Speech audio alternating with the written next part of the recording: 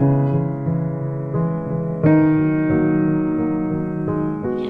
think one thing would be definitely helpful to keep in mind is that internship selection is not about competence only. It's really about finding the match. It's called match for a reason. So I think it's an interview, or when you look at internship programs, it's definitely helpful to think about what you're looking for in your training year, what kind of population you want to work with, what kind of training you hope to gain most throughout the year on internship, and really look for the program description and goals and see if it's a good match. And in the interview process, also keep that in mind, because I understand it's discouraging sometimes to know that maybe some programs are not, sorry, you can cut that part, yeah, if that's okay. And also keep in mind that when you do interviews, really look for information from the interviewer, so you're not just simply being evaluated or selected, you're also selecting the programs as well. Good question. I think that if I were going back to my place of being an applicant for internship, what I found really helpful was starting early and moving swiftly. Many of my mentors, older students in my program, let me know that applying to internship is like a 3-credit-hour class, and I believe that is so. So I would treat it that way. So devoting a few hours a day or a few hours a week to conducting your search, doing your research, preparing for interviews, writing your essays. Really take it seriously. I don't think that it's should be done haphazardly or just halfway done, because this is your final opportunity to get kind of the clinical experiences you've been wanting to get, and it deserves your time and mental space. I think another area of advice for you is to really do some of that homework. Look at the websites for each of the counseling centers or other sites you're interested in, read some of the staff bios, and then connect with any of the staff, interns, or postdocs that you're interested in working with.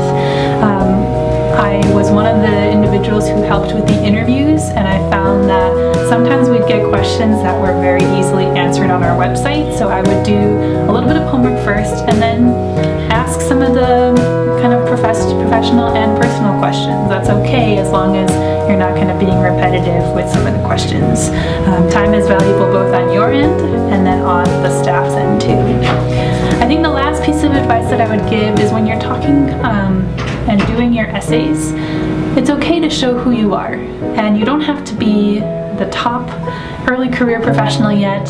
Part of the advanced clinical training experience is learning who can I be outside of my home program.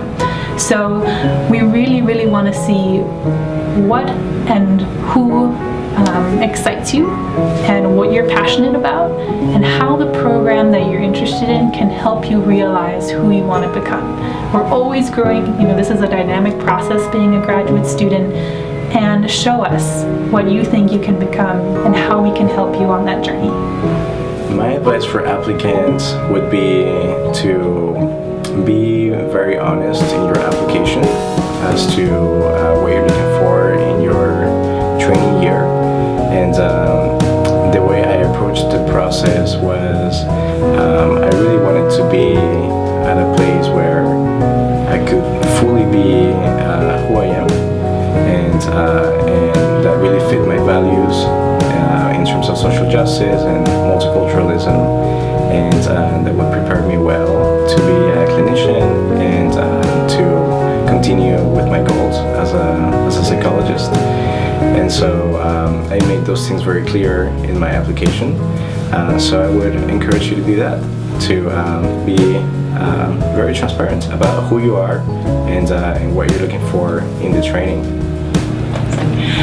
The advice I would have for applicants is to realize that you are coming in with a lot of skills, and you're coming in with a lot of more experience than maybe even realize. I think when I was applying here and when I interviewed here, I felt kind of intimidated because I think I knew that Berkeley was kind of a prestigious position to get as a postdoc, and I had heard, being in the Bay Area, you hear a lot of stories about how intense Berkeley is and how hard it is to work here, so I did feel really intimidated.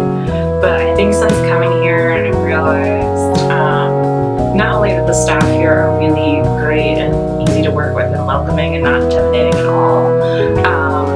But also that I had a lot of good experience and a lot of good skills that I could bring to the table, and I had worked in really challenging environments similar to this before. So I would say don't be intimidated. You have a lot coming into this, so trying to go into applications and interviews with that confidence.